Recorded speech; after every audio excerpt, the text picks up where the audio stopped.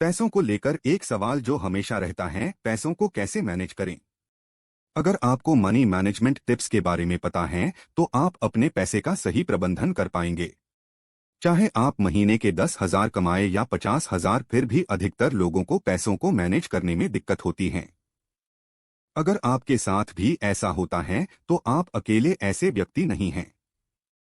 कई लोग अपनी कमाई को सही तरीके से इस्तेमाल करने में नाकाम रहते हैं, इसलिए उन्हें हमेशा पैसों की तंगी बनी रहती है। इसका मुख्य कारण है कि लोग ये जानते ही नहीं हैं कि वे अपने पैसों को सही तरीके से कैसे मैनेज करें। पैसे मैनेज करने का 50-30-20 का थंब रूल। अधिकतर फाइनेंशियल एडवाइजर पैसे मैनेज करने के लिए 50-30-20 के अनुपात की बात करते हैं। यह नियम पैसों को मैनेज करने का बेस्ट तरीका माना जाता है। यह नियम आपको फाइनेंशियल रूप से सक्षम बनाने में बहुत मदद करता है। यह रूल आपको आपकी मासिक आय को 50-30-20 के अनुपात में बांटकर इस्तेमाल करने की सलाह देता है। अगर आपकी आय 100 रुपए है तो ये इसे 50 रुपए, 30 रुपए और 20 रुपए में बांटकर इस्तेमाल करने की बात करता है। 50% ऑन नीड्स। आप अपनी कुल मासिक आय का 50% अपनी बुनियादी जरूरतों बेसिक नीड्स पर खर्च कर सकते हैं। अगर आपकी मासिक आय 20,000 रुपए है तो आप 10,000 रुपए अपनी बेसिक जरूरतों को पूरा करने के लिए खर्च कर सकते हैं। किराया, ईएमआई, खाना, ट्रांसपोर्टेशन, कपड़े, बिजली, पानी, गैस, फोन आदि का बिल बुनियादी जरूरतों में शामिल होते हैं। इस प्रकार बुनियादी जरूरतों में वे सभी खर्चे शामिल होते हैं जिनको आपको पूरा करना होता ही है। इसलिए जहां तक हो सके आपकी सैलरी चाहे कितनी भी हो, अपने बेसिक खर्च को 50% तक सीमित रखने का प्रयास करें। 30% ऑन वांट्स नीड्स। इस 30% में आप अपनी चाहतों और इच्छाओं को शामिल कर सकते हैं।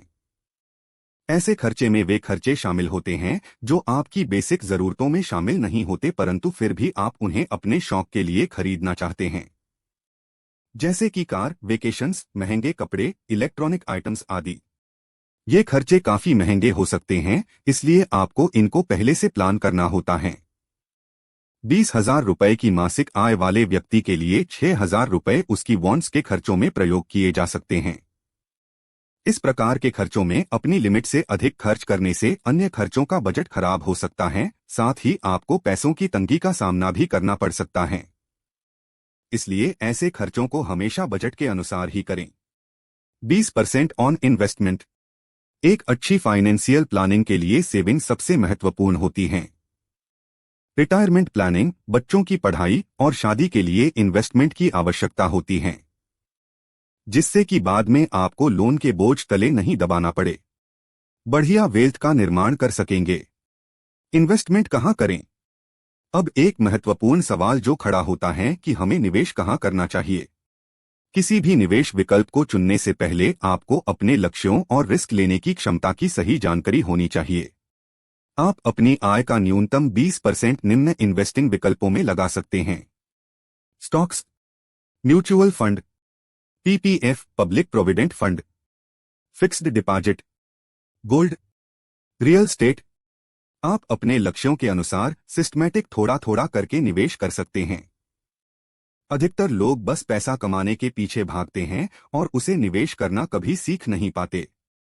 विश्व के महानतम निवेशक मिस्टर वॉरेन बफे ने मात्र 11 वर्ष की उम्र में ही निवेश प्रारंभ कर दिया था, जिसकी वजह से वह आज दुनिया के सबसे अमीर व्यक्तियों में शामिल हैं। इसीलिए चाहे आप थोड़े निवेश की शुरुआत करें, परंतु निवेश की शुरुआत जरूर करें, जिससे कि आप भविष्य में एक अच्छी संपत्ति का निर्माण कर सकें।